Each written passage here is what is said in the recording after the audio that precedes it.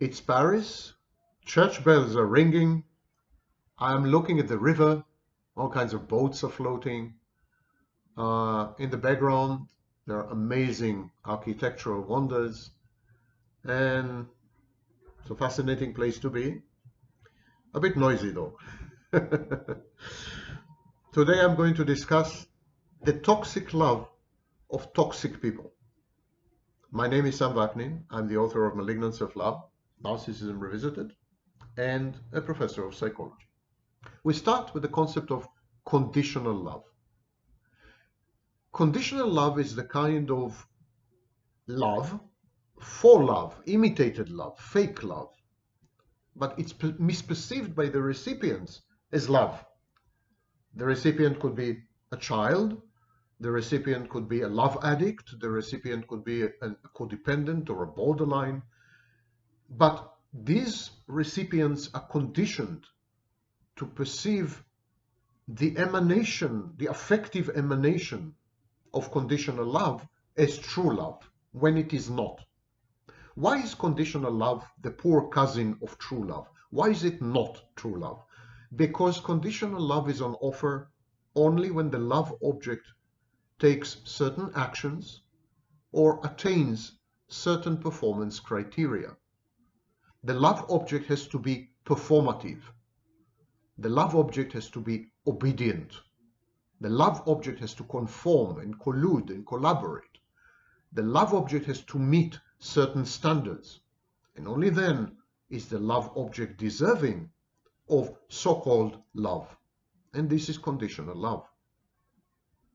And of course, you can immediately see that conditional love is not real love, because real, true love is not conditioned on performance, or on meeting standards, or on being obedient, or on anything actually. Real, true love is the love of another person for who they are, not for what they do or how well they do it. In contradistinction, pernicious or toxic love is a kind of love, or so-called love, that sends a mixed signal.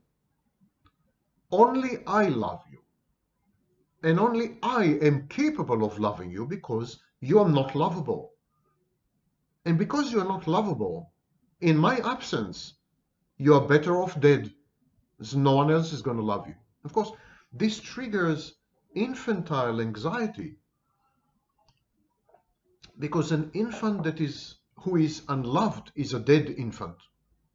We intuitively, pre-verbally connect being loved and being seen with being alive. If we are not seen as infants, we die. If we are not loved as infants, we die. The opposite of love, the opposite of attention is death, extinction. So we crave love, and we crave the attention and of being seen. We crave to be apprehended. We crave to be in the field of vision of other people. And we crave all this because our survival depends on it. Conditioned love connects love to certain acts and minimum accomplishments. Toxic love links love to pain, to hurt, and to self-eradication. People exposed to intermittent love in early childhood, they bribe other people in order to secure caring and succor and attention and compassion and empathy and affection. They bribe other people. They have learned early on, this kind of people, early on they've learned that love is intermittent, unreliable, touch and go, here today, gone tomorrow, fleeting, ephemeral. And they develop the conviction or the coping strategy that they have to secure love somehow, that love requires an investment or an effort, and especially some kind of performance, some kind of trade, some kind of quid pro quo, some kind of bribe. It's a corrupt perception of love. Love is a form of corruption. And so these people who have been exposed to the wrong kind of love in early childhood, they become people pleasers, codependents, histrionics, or narcissists. People who grew up with dual signaling, I love you, but you're unlovable, kill yourself because you're unlovable, but I still love you if you perform. If you gratify me, I will love you. If you don't, I will ignore you and abandon you. This kind of dual messaging and dual signaling in early childhood can really F up your mind. And people who grow up with it end up being internalizing borderlines, schizoids, schizotypals, or externalizing psychopaths. These kind of people, they learn that love is a battlefield and that they need to fight in order to be loved. And so they become aggressive. They begin to convince themselves that they have to coerce other people to love them. So if bribing doesn't work, they become coercive and aggressive and violent. And so this can escalate very fast. Anyone who's been exposed to conditional love as a child doesn't have the right love style, doesn't know how to love, and even much worse, doesn't know how to be loved.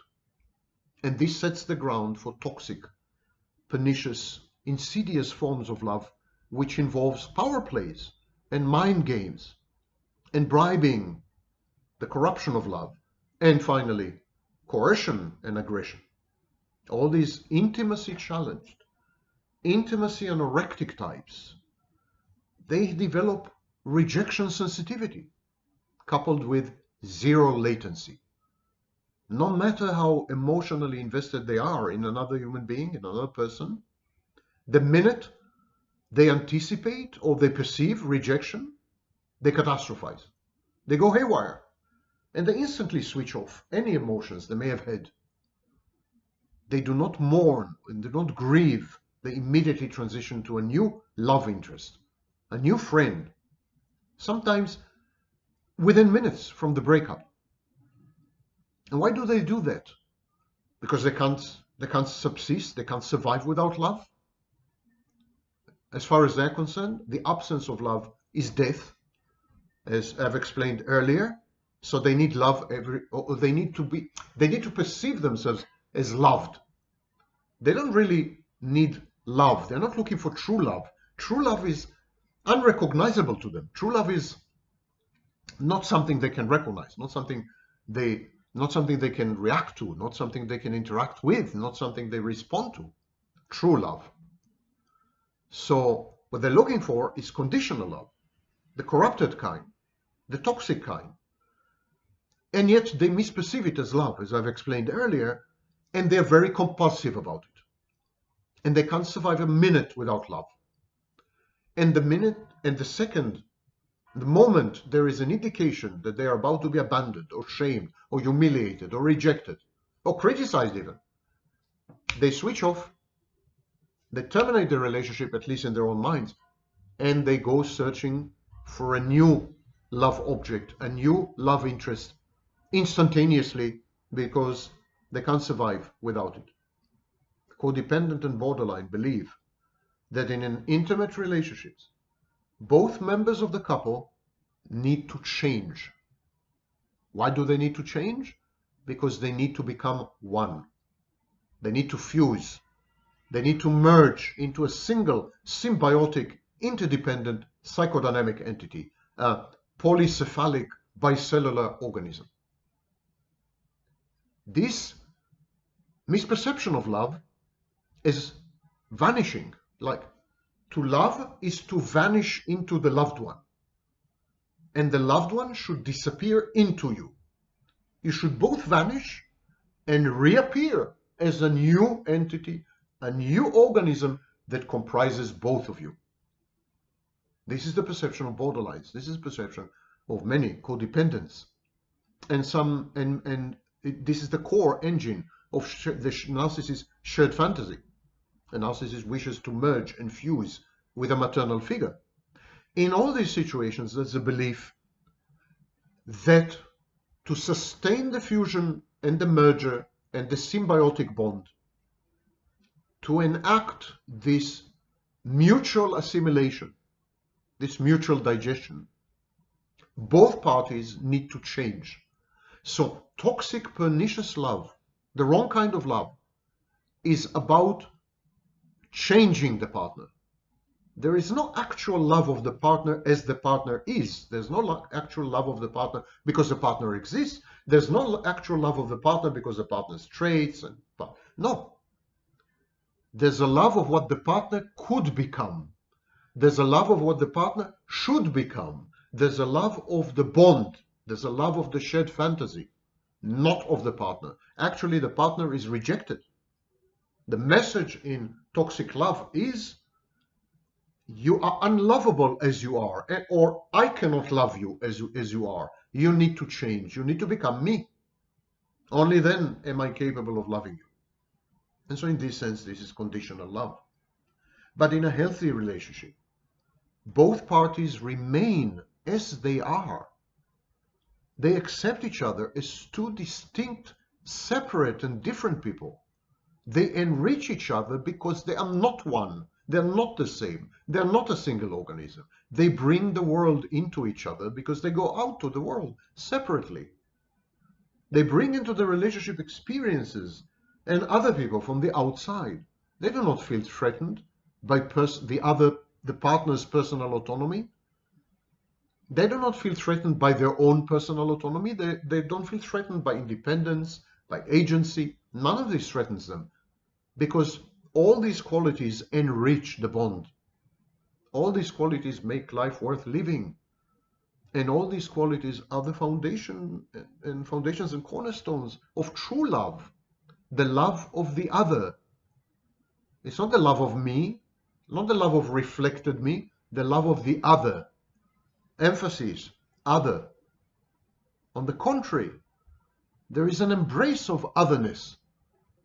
Instead of abandonment anxiety, in healthy relationships, the partners experience the anticipated joy of a functional togetherness, which leaves place for personal space and personal time. They do not chain the partner. They do not constrict each other, but they liberate each other. True love is about letting go, as any good enough mother knows. Narcissistic and borderline people, when they are confronted with true love, they interpret it as rejection and abandonment. When they team up with a partner who is mentally healthy and insists on having privacy and personal space and personal time, they react very badly to this. And one of the main relationship management strategies of the borderline, and to a lesser extent the codependent, is triangulation. These people triangulate as a relationship management strategy. But the triangulation of borderlines and codependents is highly unusual.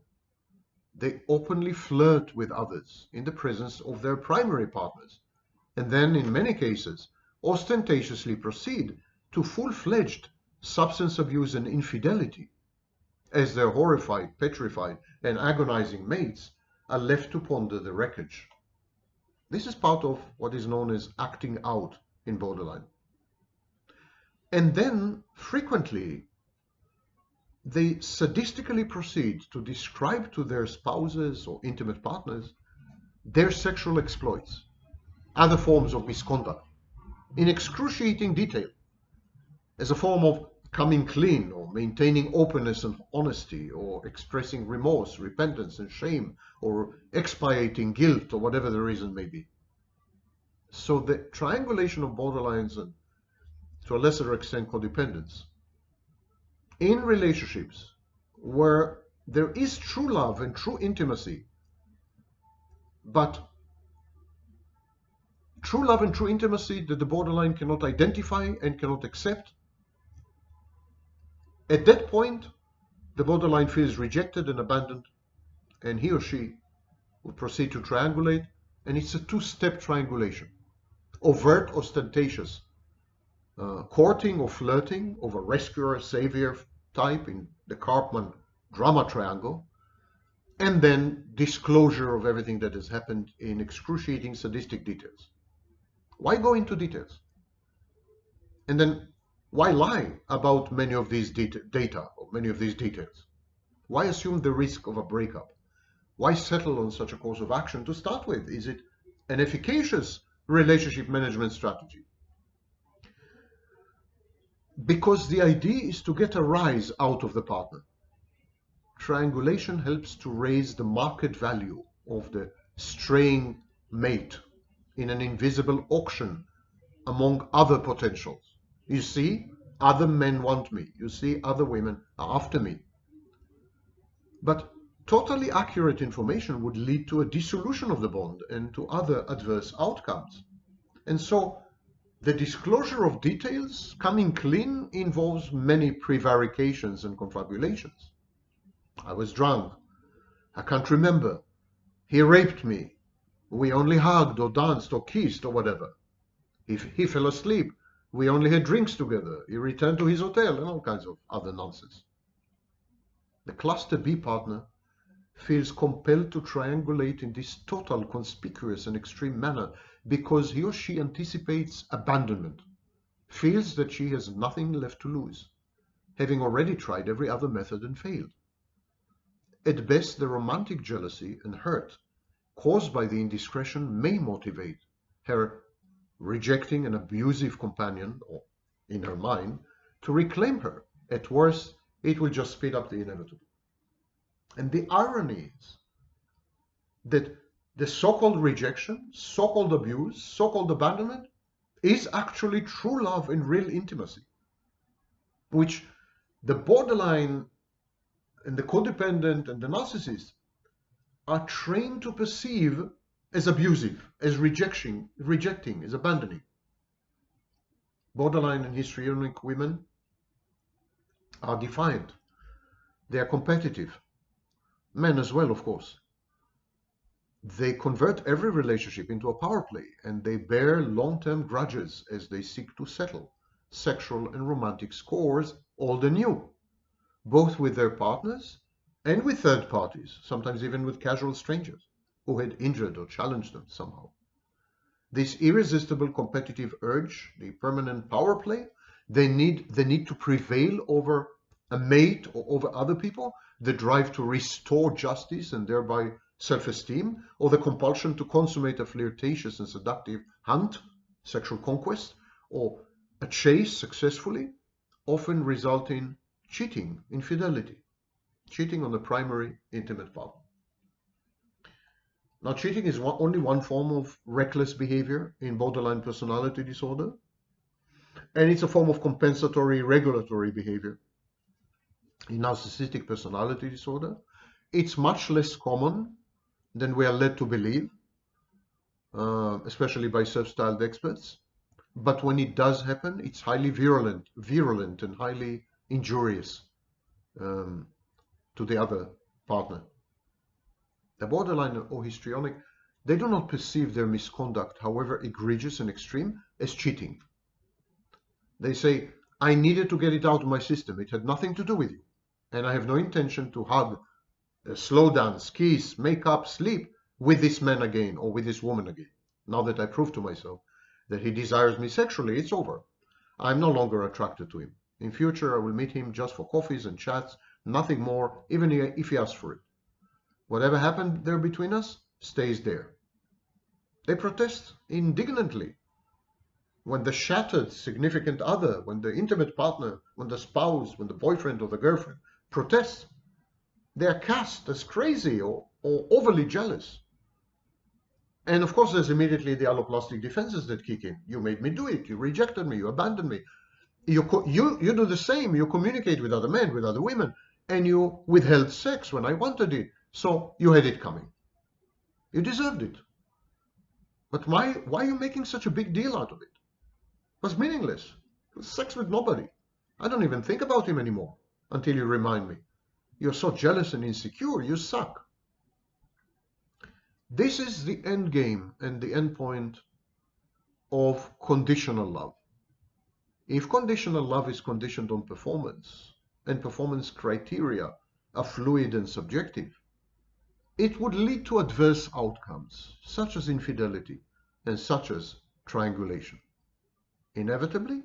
Yes, inevitably, ineluctably, inexorably. These kind of relationships always end badly.